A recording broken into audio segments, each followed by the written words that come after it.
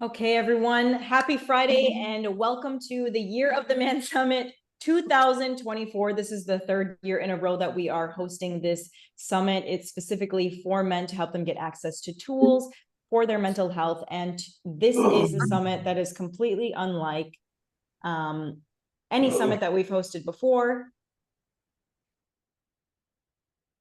This is a summit unlike any other summit that we've hosted before. It used to be 7 days, 7 different creators. Now it's 3 days, different creators each day, giving their time, energy, and resources to you guys so that you can get access to the tools and resources that you didn't have access to before. So starting off this summit today, we have someone very special, Ryan Wagner. Ryan Wagner is special in so many ways. I met him by chance. It was a universal encounter, and the reason why I asked Ryan to speak today, I mean, he has so many different professional accolades. He's a very successful businessman, so he's got a lot of value to share with you today. But the main reason I asked Ryan to speak today was because I've witnessed his transformation in relationship. When I was going through some hard times, he was the one who actually was able to consciously help me through them. And seeing that response, that openness, that emotional availability from a man made me really realize he has a lot to offer besides just business advice, besides just intellect. He has awakened in a lot of ways that men usually don't. And the thing is, he's been through a journey. So he didn't just do this from the beginning. He did this in the middle, right? He did this when he had already gone through a marriage and a divorce and had kids at a time period where a lot of people think they can't change, at a time period where a lot of people think that they're never going to find love again or they're not worthy enough. Ryan stepped up to the bat and became a man who awakened to his own consciousness. And so today I brought him here to show you guys exactly what he went through so that you can actually do the same thing as well. So without further ado, here is Ryan Wagner, our first speaker of the Year of the Man Summit. Everybody do virtual claps for Ryan. Thank you very much, Elise. And thank you so much for putting all this on and for having me here. I want to share a little bit more about our story. Is that okay with you? Like how I kind of met? You go ahead. Okay. I didn't know how much you wanted me to share. Oh, I just think it's hilarious. So, so we have like a mutual friend that I just knew on like through Instagram that like, they followed each other and like she commented on like one of their posts. So I hit up the mutual friend and I was like, how the heck do you know Elise? Like, she's awesome. I've been following her content for like a year now. And they're like, oh, we met her at this conference. And I was like, I just broke up with my girlfriend, like, hook a brother up. And like half jokingly, but like also not like shooting my shot a little bit, slid into Elise's DMs. He shot his shot hardcore. Don't play it down. and what was hilarious, guys, right, is like I'm not an Instagram person at all. Like, I mean, I had 500 followers or something, right? Nothing like Elise. And so I called like attention to myself essentially. She reads my message, looks at my profile, and sees that I still have a reel up that I posted for my ex-girlfriend's birthday, because who on here on Instagram like actually goes and looks at their profile, right? Like you go and look at like everybody else's stuff. So she sees this and like totally puts me on blast, like takes a screenshot of like the DMs, blacks out my name, puts it on her stories, and is like, don't be this guy. And I'm like, oh my God, I feel terrible. And then long story short here, I end up, trying to do a little damage control with a mutual friend. And then I end up running into Elise at another conference that we were at. And I was like, hey, I'm the guy. And she was a little bit like, I don't know about this. And then we became great friends. So that's the story. And yeah, so thank you so much for having me here. Let me share my screen a little bit. This isn't going to be a PowerPoint thing. This is just like so that you guys have something to look at other than me the entire time. And just to let you know, guys, like this is obviously recorded for anybody who has VIP or anybody who has recording access. If you want access to those, I definitely recommend purchasing the recordings. But if not, like, make sure to take your notes, make sure to pay attention. Like he said, it's not entirely a PowerPoint. He's going to have some real words of wisdom to say here. So don't take it lightly, and write down any questions that you have so we can ask them at the end in the VIP portion as well. Thank you, Elise, for that. Okay, so a couple of agreements before we get going, right? Only three. Keep it very simple. I am committed to being honest with you guys. I'm going to just tell you my story and journey and the things that worked for me along the way, right? So it's kind of anecdotal, but at the same time, there's a lot of power in sharing your story and your journey, and hopefully it's relatable and valuable to you guys. I'm also committing to be very vulnerable with you guys. A lot of things I'm going to share that I'm really not proud of, right? But they are who I am and working on loving all the parts of me, right? The only thing that I ask from you guys in return is that you engage, right? Ask questions. I'm here not for my own ego and to hear myself talk, right? I'm here to provide value. So if there's anything that you feel like you want me to kind of pause and dive into, we have like questions later. I'm much more collaborative. Like, feel free to like pop it in the chat. I have it open. And like, we need to stop and bring you on to talk, then we can do that. Okay. So quick little what to expect, right? Just, I'm going to give you a quick 2 seconds about me and my story. But I'm going to really get right into kind of the lessons that I've learned along the way here and give you guys some actionable items for those lessons specifically that you can go and tools and resources to kind of not have to figure it all out on your own. Okay. So this is a quick little bit about me. So live in Boston. I am a financial advisor. I actually have my own financial planning practice, my own firm called Real Advice for Wealth. I am a dad of two awesome boys, 8 and 10 years old. And as Elise mentioned, divorced. And I run a local men's group here as well. So and I'm just turned 40 years old, right? So I'm in this area where I am in a city, trying to work, trying to be a dad, trying to co-parent, and trying to support other men, because I understand how important that is, all while trying to work on myself so that I can have the life that I want to have. So the backstory about me for a second, right? So imagine, if you can, for a second, and I know everybody's got stuff, but this is just where I'm going to try to be a little vulnerable, right? So I grew up in a very rural part of Connecticut, across the street from like a dairy farm. That's what I grew up working on. My dad is a general contractor. My mom's a teacher's aide, like very blue collar. I grew up extremely poor. Like, picture cars repossessed and getting off the bus and the electricity's turned off in your house and eating pasta every night because that's all you could afford for like 6 months on end, watching the same tape, in the summertime because you didn't have cable or anything. So that was my life. But I had parents that tried hard, but flawed, like all of our, parents are. We all screw up our kids. Even I'm saying that as a dad. We do our best. But imagine, if you can, your dad is your hero, right? Like all guys, that's our dads are our heroes. So we want them to be. Kind of put them on a pedestal. I started working with my dad doing construction from the time I was 7 years old, just so I could be around him and push a broom.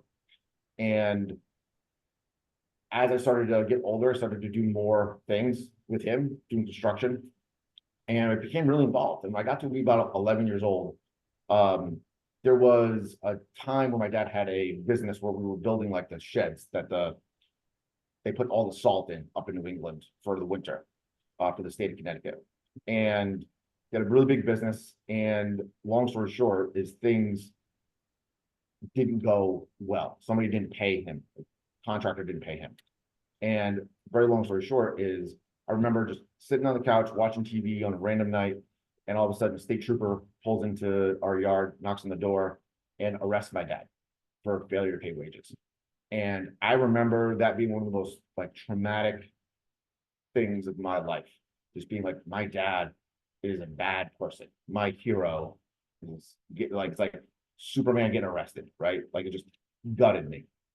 And that really was so many events in my life, but that really was a big event that kind of parentified me. Like, I immediately at 11 years old, I was already working with my dad, but I immediately was like, I need to take care of things now. I need to make money. That was the problem. So kind of as I get older, I become a crazy workaholic. And oddly enough, even that cop, I'll never forget what he said as he was leaving to me. He was like, "Hey, buddy, don't worry. Like, your dad's not a bad guy." Because I was hysterically crying. I remember saying, like, "Don't take my dad, don't take my dad, please don't take my dad." Right.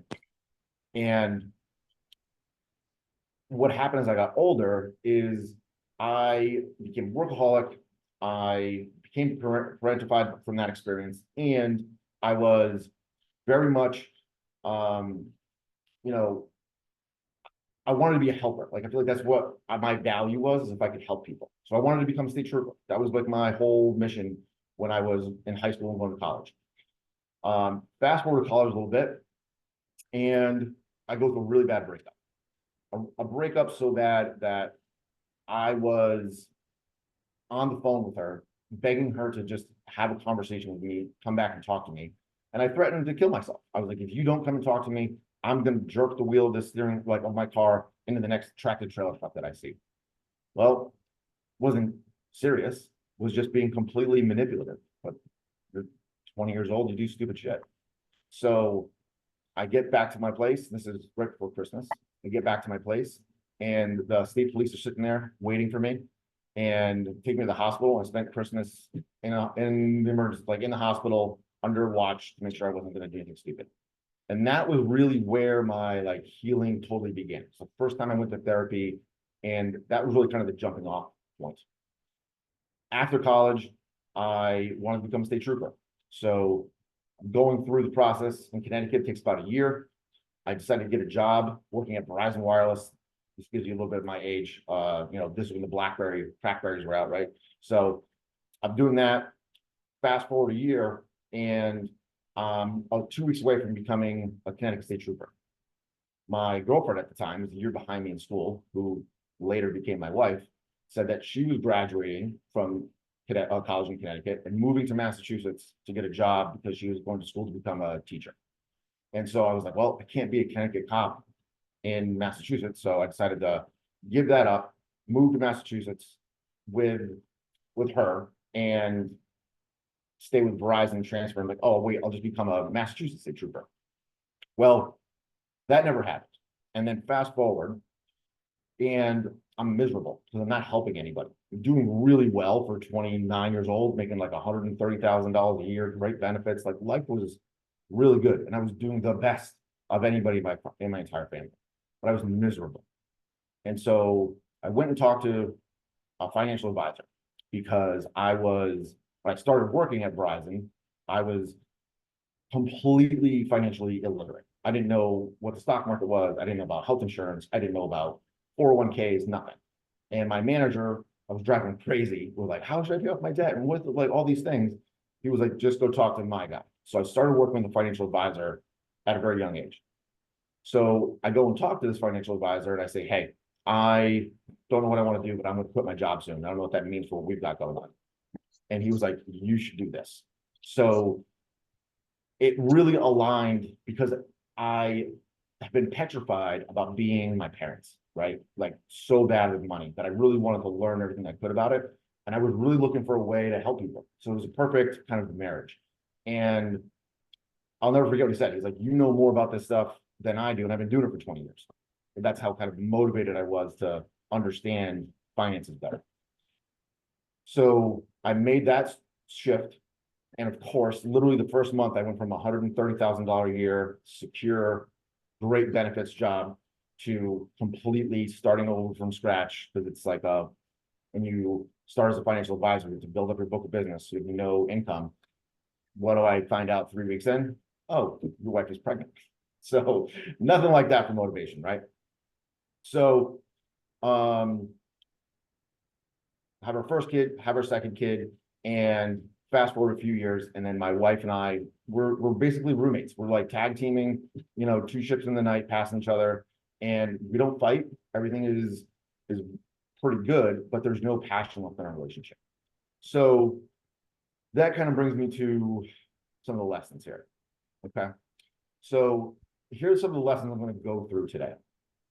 So first and foremost, I kind of want to discuss what everybody here, you can put it in the comments, what do you guys think it means to be a high value man? What does it mean to you guys? Just throw in the comments right now. What does it mean to be a high value man?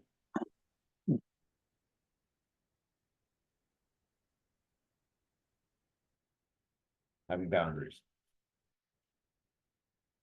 What about providing? What about discipline, career-wise? Mentions steady income, that's providing, perfect. Boundaries, discipline, very similar. Core values, we address, speak, work, love it. Own your shit, invest, trusted, integrity. That's a huge one on the list. Integrity is doing what you say you're going to do when you say you're going to do it.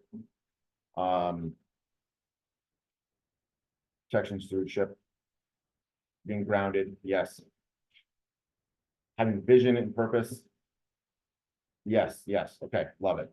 So all of this kind of that I'm going to go through the lessons are really all tied into the higher purpose of being a high value man, right? And that's how you become a man that is, conscious in relationships. Is you have to be a man of high value. If you want to attract a woman of high value, you have to become a man of high value. How do you find the needle in the haystack? You bring a magnet. You've got to become the magnet, right?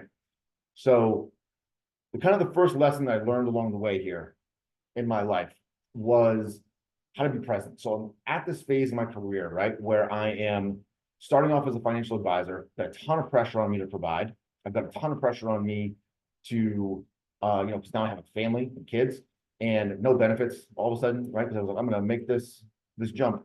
And so the first thing I needed to do was really like level up my kind of basic skill set. I was really good at what I was doing, but I was hitting a wall because when you're go from I can just show up to work and kind of get a paycheck to you eat what you kill as a business owner, it's a very, and anybody that's done that completely understands, it's a completely different pressure, and all of your stuff shows up all of a sudden. Oh, all my money stuff shows up, and I'm a financial advisor. So now all of a sudden, all my scarcity around money is bubbling up, right?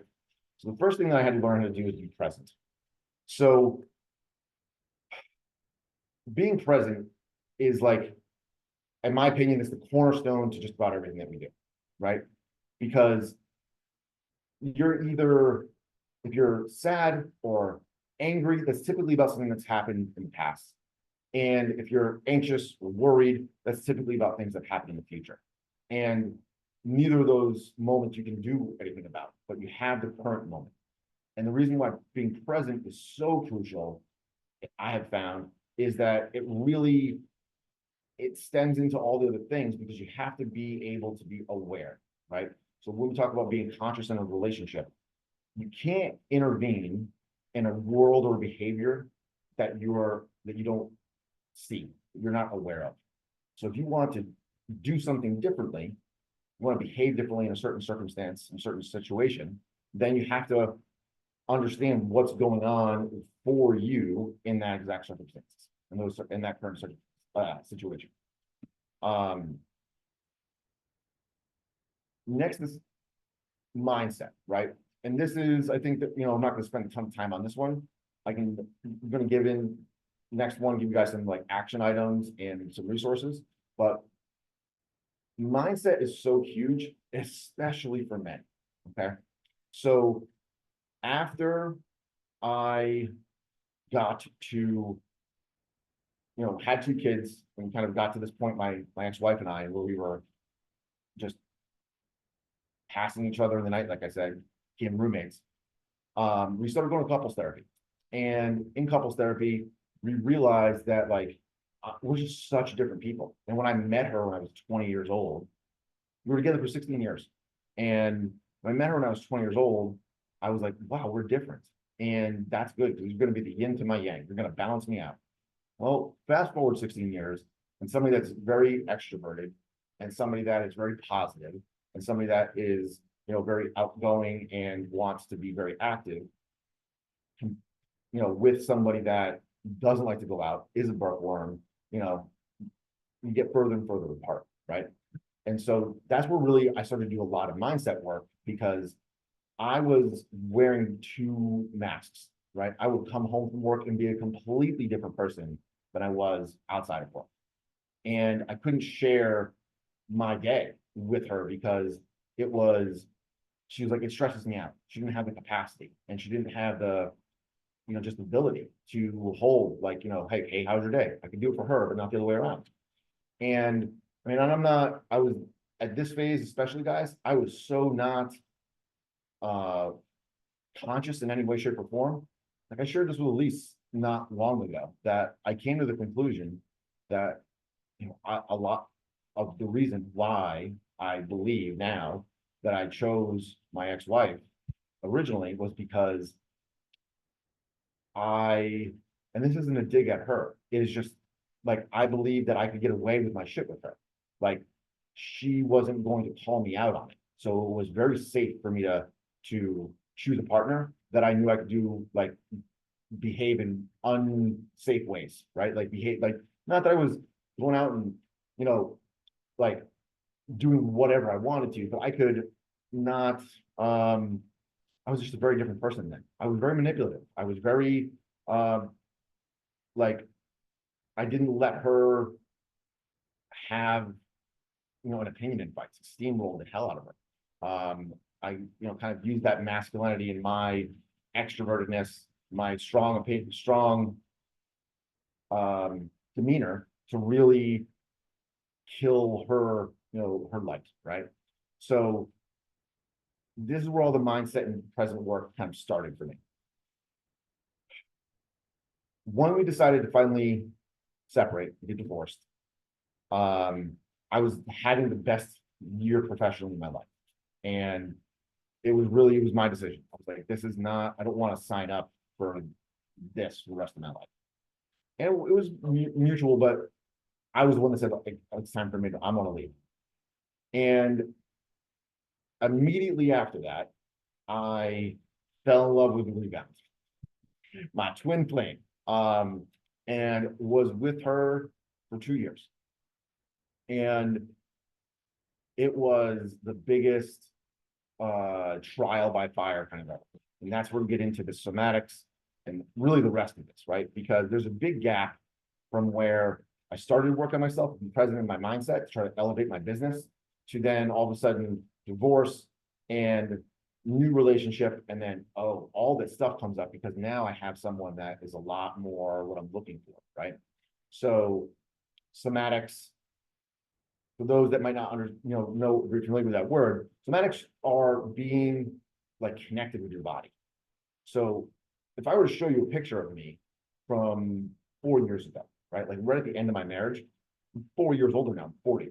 I look like I'm 80 in those pictures, okay? Because I was completely disconnected from my body. I had no idea. I went to my therapist and she was like, I started seeing a therapist because I was working with a business coach and I was bumping up against the ceiling. And she was like, I think you've got some trauma related stuff in here that's kind of causing these blocks. So you should maybe go see somebody that does EMDR, which is a form of trauma therapy. And which, by the way, fantastic. And I remember talking to her and she's like, well, how do you know you're sad? I was like, what do you mean? I just cry. Like, that's how I know I'm sad. Like, I'm sad because I know I'm sad. And she was like, but no, like, where do you feel it in your body? I'm like, I have no idea what you were talking about.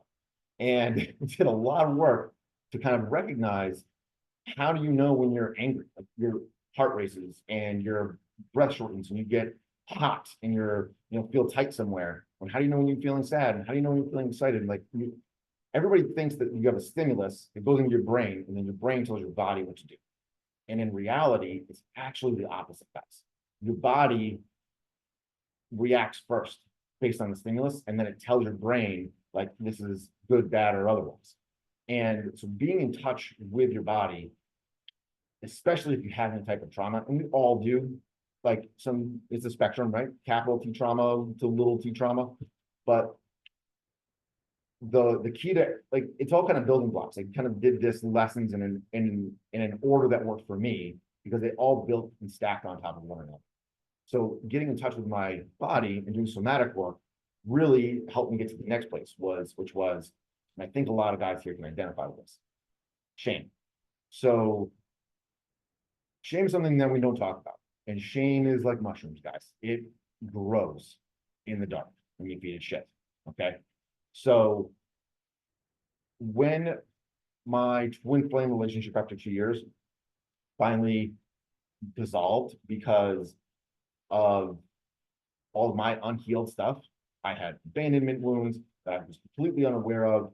And that just made me be all my old stuff. Like I was being manipulative, I was being controlling, I was being, trying to get my needs met.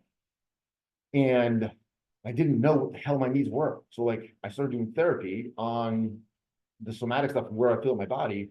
And then it's like my needs, I need food, water, and shelter. Like I'm such a guy, logical, black and white. And it's like, no, like, what do you need? Oh, like I need consideration. I need connection. I need reassurance, like, those types of things. And when we don't know how to articulate them, we get very creative subconsciously with our behaviors. We throw temper tantrums like little kids to get those needs met. Hey, Shame. Ryan, so can I just summarize this for like my own understanding? Because you've given us a lot and I just want to like make sure that I have the story super clear. So guys, what we have here is a man who is going through life, experiencing childhood drama, right? Our parents aren't perfect, so they're passing on to us these chaotic events, and we're witnessing them with a childhood brain that, like he explained, he witnessed his dad getting arrested. So he brings that into adulthood, not knowing how it impacted him. Obviously, he's explaining it to you right now. Obviously, that impacted me a lot, but at the time, he didn't know how deeply, right? So he gets married to someone he's, obviously loves. He's 20 years old, wants to go out and start his own venture, and suddenly is, has all these responsibilities. Kids are on the way. He started his own business. And what he's saying to us now, Ryan, you can let me know if I'm correct, is like those early childhood experiences, even though you ended up being married and having kids and being successful, you did all the things, XYZ, right? Everything looked really good on the outside. What was happening is subconsciously, a lot of kind of self-sabotages were going on. 100%. You picked a woman who you didn't really connect with, who you actually knew would let you get away with all of the behavior patterns that you knew weren't really good. You knew you weren't going to be challenged. And, eventually it just got to a point where even that, you didn't want to hide from yourself anymore. So you end up separating, the truth comes out, you meet this woman who you fall in love with, but ends up triggering all of these old wounds to come up. Now, all of a sudden, even though you had a business coach before, even though you had a couples therapist, even though you had a regular therapist, you had all these things. It's not like you weren't doing anything. You are a very self-sufficient man. And this is why I think it's so important for the men here to understand, you don't have to be someone who does zero work, right? You could be someone who does the most work and still misses some things until the right moment hits you, where all of a sudden you get in a relationship where you fall in love and you just start getting triggered and triggered and triggered. So what Ryan is saying is that he was doing very well and felt very aware and felt very conscious already until he met this woman who made him realize, holy crap, there's a lot of stuff that I don't realize, that I don't recognize. It's coming up for me. And what he's saying is, all the things that came up is he started to show his toxicity from that. Like, he wasn't acting in accordance with all the lessons that he's given you. He's giving you the lessons because he did not act in accordance in that relationship with these lessons. Like, the only reason he found this out was because that relationship showed him how wounded he was. So I really wanted to emphasize this for you guys, because you can be the most successful person ever and still be missing some things. And you can be the most conscious person ever and still actually not be conscious of your subconscious needs, of the trauma that's there, until something triggers you. So don't necessarily run away from the triggers and all of a sudden blame the other person and they're so toxic and they're so horrible. Like, take a look at your responses.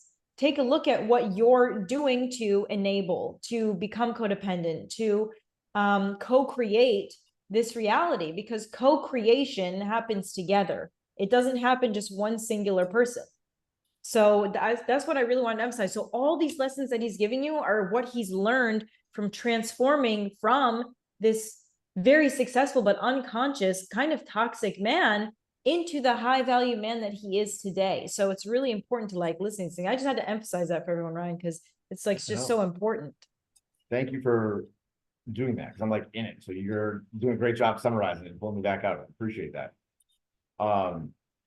So yeah, guys. And so exactly what Elise said, I get to this place where I'm like, holy cow, December of 2022, December 23rd, 2022, my entire life is falling apart.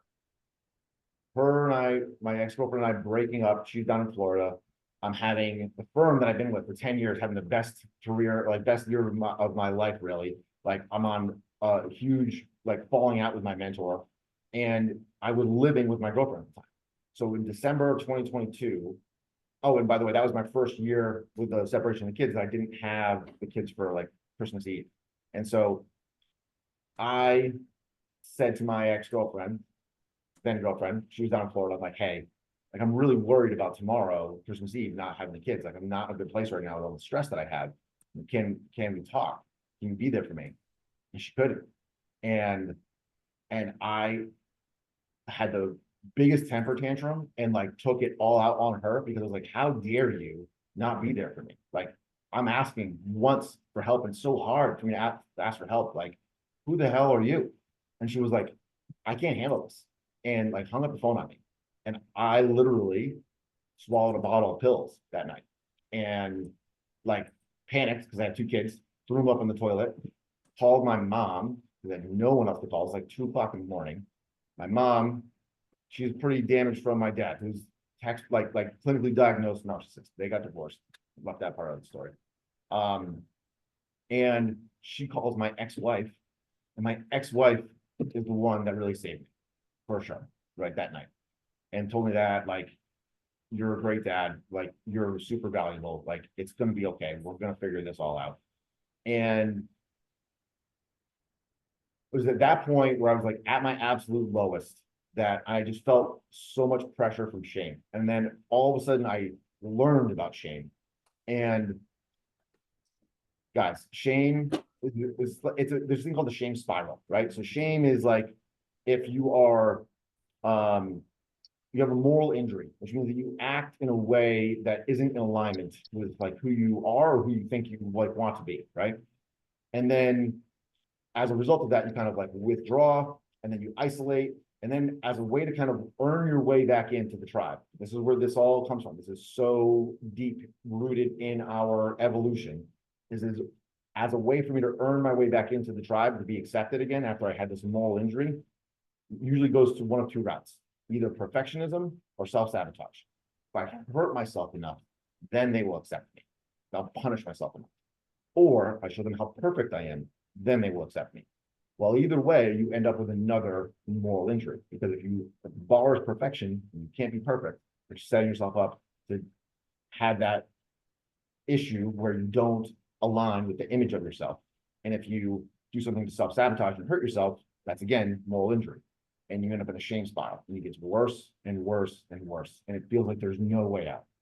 And the only way out is to share. Because as soon as you start to share the stuff that you are ashamed about, that you don't think is so unlovable that nobody would ever talk to you, and somebody hears it and says like, hey, yeah, that's okay, I still love you, it's like you're still my friend, it's all good, it's like the weight of a million pounds lifted off. And so that led into all of my attachment stuff. I finally, after the relationship, started to understand my behaviors and why I was doing what I was doing, and really got into attachment styles. And then that led into, from there, I had a couple of relationships, started dating, again.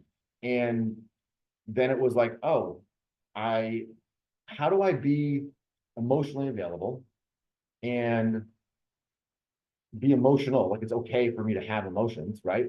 But express them in a way that is like safe to be in a relationship. This was a huge thing for me, because I was like, if I'm angry, that means I get to be angry. I'm in touch with my emotions, so I'm going to be angry, right? And that's not okay, because it doesn't make your partner feel safe when you're angry. You have to be able to process these because that's emotional, right? When your emotions are in charge of your behavior, what you actually do and display, that's emotional. That's not safe. And, but if you were to go to your partner and say like, hey, what happened earlier really upset me. And whenever you have, like, we need to find some time to talk about it, it's really important to me. You do it in a calm, grounded way like that, saying that you're really upset. That's the goal. That's being in control of your emotions, right? And then really the last kind of evolution of this, like where I've been doing the most work lately, is trying to make my choices from a place of love and not fear. It's amazing how many choices we make that are based on fear and scarcity. We're trying to control things because we want to be able to predict the outcomes, and we want to, you know, feel safe. That's all that really is, right? Is that fear. And what's crazy is we always like manifest what we're afraid of fast. Like the more that you don't want it to happen, the more you perseverate on it, think about it, that's what you're actually going to get. And if you can say like, I know, the goal is to be in a place where you can say like, I know I'm going to be fine no matter what happens. So I don't like to use the word like surrender, but it's really about like trusting that you got you, and being like, you know, if they want to leave, or if they don't want to choose me, or whatever's going to happen at work, or with my, you know, this offer I put in for a house, I don't know if they're going to accept it or not. Like, it's all going to be okay, right? You don't have to operate out of this place of fear and scarcity that I want to try to control, manipulate everything to get to be where I'm at. Because it's just another way that our wounds, or my wounds, show up. So here are some action items. And I kind of built this out based on the lessons. Okay. So if you want to build, you know, how to be present, you want to be more present, the top of the list is meditation. And I'll be the first one to tell you that I hate meditation because I have a very ADHD brain, and I want to get up and go. I have this energy where I want to be doing, not thinking. And that is literally the entire point of meditation, is to slow you down, and so that you can concentrate on your breath. And so the kind of the entire point of being present is if you can focus on your breath and think about where you're breathing from your belly, from your chest, how long the breath is, how deep it is, how controlled the exhale is, that gets you to the current moment in time. Nothing else exists other than your breath. Being out in nature, like one of my favorite things that I ask my kids, because I ask myself, this is a great thing for you guys, is when you're not feeling present and you don't really have the space to meditate, is tell me 3 things that you hear right now. What are 3 things that you smell? Give me 3 things that you see or taste if you're 8 years old. And again, those are your senses, and that's telling you, that's getting you back to the moment. The whole point of ice baths, right, is to be able to control your breath. So you're understanding what's going on and getting present. So when it comes to mindset, right, this is, again, I didn't spend a lot of time in this one before because I think there's a ton of information out there, but I am going to share on the next page some of my favorite, you know, podcasts and books, and join a men's group, guys. If you're not in one, I have one that I think is still, you know, it's an online one. Mine is local, but it is so important to be in the brotherhood. I can't, because my dad, like, I had this huge fatherhood that like I didn't really realize.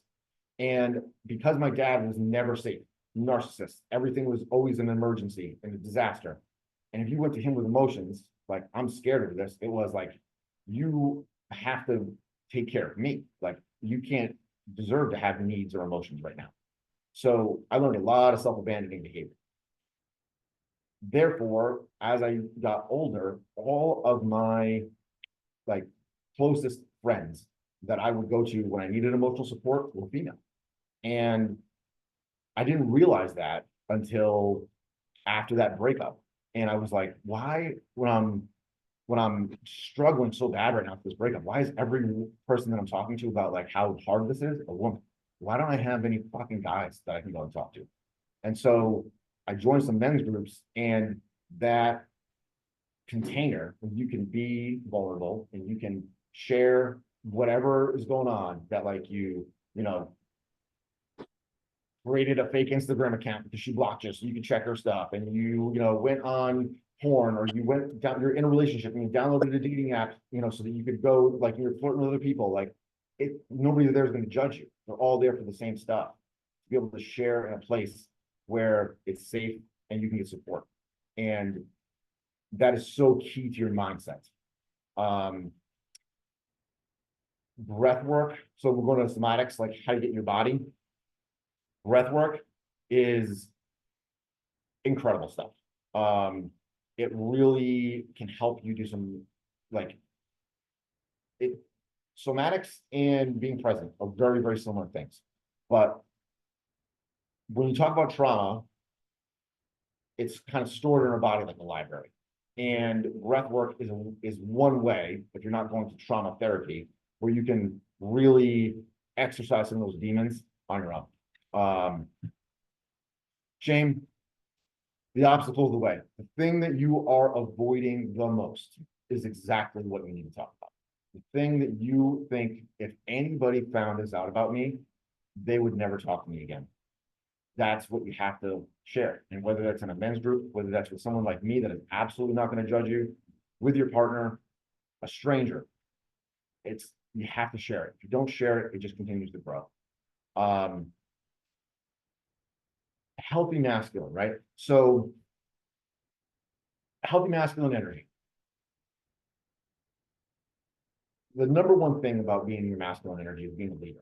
And if you're not leading yourself, then you can't lead other people. You have to be able to trust yourself and believe in yourself. So it's really about keeping your word to yourself. I did something after my last breakup called the feminine cleanse. This is so valuable for anybody that really wants to understand themselves and become aware of some things. So a feminine cleanse, guys, is where you don't have as limited interaction as possible. And when you do have interaction with a female, it is completely black and white, deadpan, like business transaction. There's no smiling to the person you hold the door for. There's no, like, being, courteous with somebody in line, because you're getting something. There's a payoff in all those interactions. And so the idea is to starve yourself with them to find out, what am I getting from all these women that I'm not giving to myself, right? And it creates a crazy amount of awareness of where your needs are. Like, oh, I discovered doing that like I really needed woman's attention. Like, I wasn't afraid of like being abandoned, but I was afraid of not being on their mind. And I had to figure out ways to give that to myself. And I would have never done that if I didn't do feminine cleanse. Another thing about being a healthy masculine energy is that you have to get to know yourself. So, do you know what your values are? There's a great values exercise that somebody did with me. You can do it with a partner.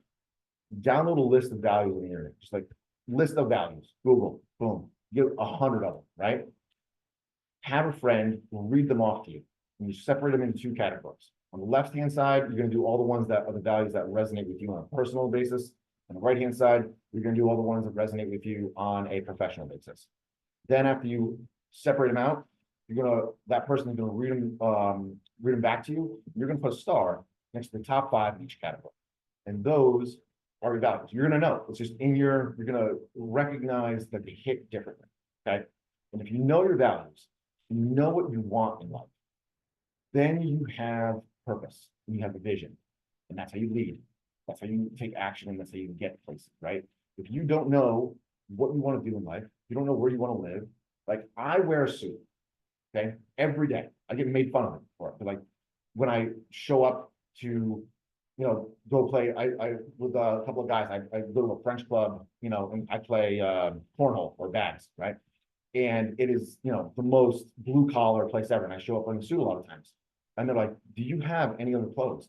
And I'm like, if I was an auto mechanic, I would still wear a suit, because when I did construction with my dad when I was a teenager, I saw guys walking into the bank and I was like, I want to work on the suit one day. It's for me, right? And it was not at one point. I did it to impress. I did it to try to, make a good impression. Now it's all about me. And so that's where you get really clear on like who you are and what you want and what's important to you. So when somebody says to you, like, why do you like chocolate ice cream? Don't have to think, well, I don't know why I like. Well, there was this time this really good place, like, no, the answer why I like chocolate ice cream is because I like fucking chocolate ice cream. End of story. Right. So you have to get to know yourself. And then that helps you lead, that helps you have vision, direction, and that's what creates consistency. And consistency is like the baseline of healthy masculine energy and women feeling safe in your presence. Attachment stuff. There's tons of content. The speaker that's going next is going to dive way into this. I follow her. I think she's amazing. Elise is always talking about this kind of stuff too. One of the reasons I follow her. A question that I always found to be helpful is like, what is underneath that? What is the payoff? What are you getting from that behavior? And whenever we're triggered, guys, that is not the other person did something wrong. That is not like, oh, they're not, meeting my needs. That is your own shit. And if you are always self-reflecting and looking back at yourself, then that whatever upsets you, whatever triggers you, makes you feel a funny way, that's what you dive into, because that is the red flag that says this is where healing needs to happen. Triggers are your roadmap for healing. When it comes to attachment stuff, whether you're anxious or avoidant, it is all going to come back down to inner child work at the end of the day. You've got a little kid inside of you, a little boy that didn't get his needs met. And that's when we're in those dynamics in a relationship, right? This is what I've found to be 100% true. Because now I've done a ton of work on healing this. And as I've dated, even though I date women that say that they've done the work, I find myself fighting with their 7-year-old, right? That's who's coming out and not getting their needs met. And I hold space for it and I allow them to do that.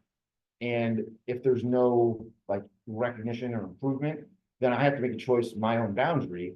Is that something that I want to, stay with and commit to and help them and support them through that? Or is that not something that I want to sign up for? Depends on, how it impacts me, how they treat me, right? And that's where you get to your ideal partner traits. It goes back to getting to know yourself.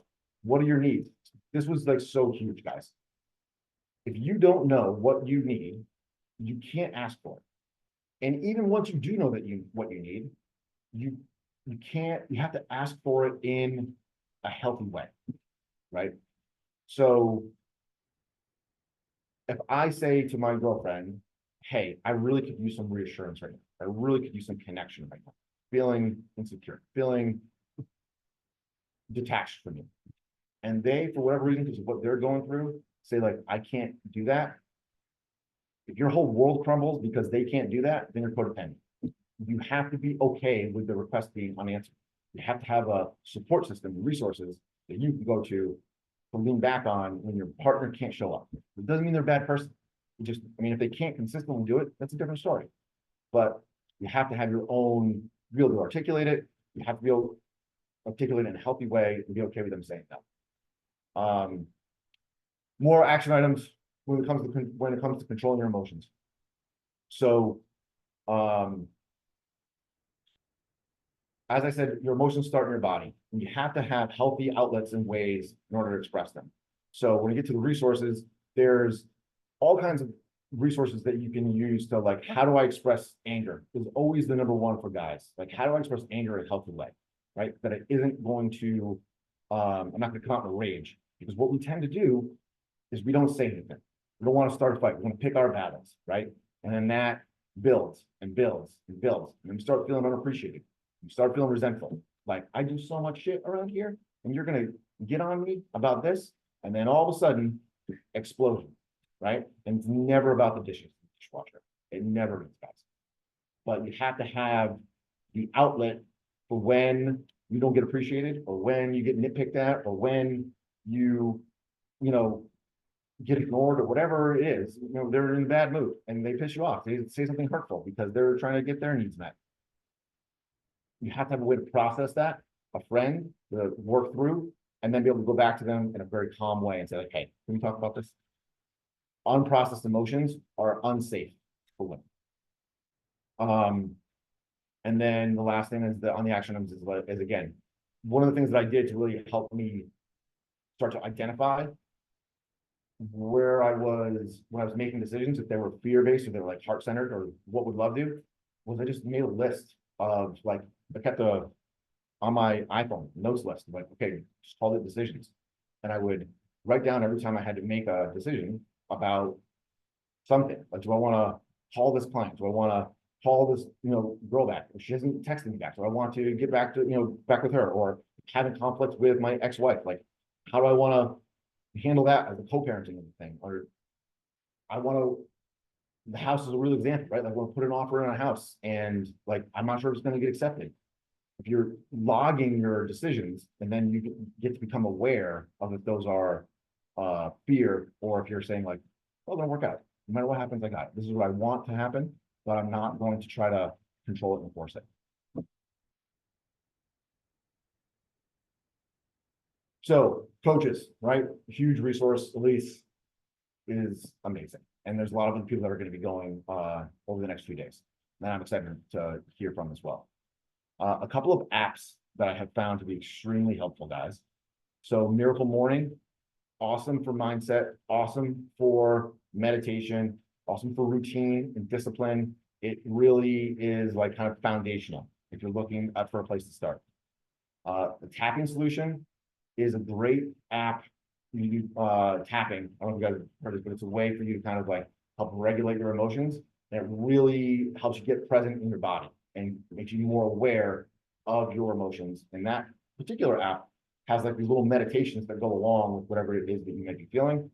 Really helps you to process things. So if you're looking for resources, like I don't have anybody, like that's what these are here for. Okay. Simple Habit is just a meditation app. It doesn't have like the tapping stuff.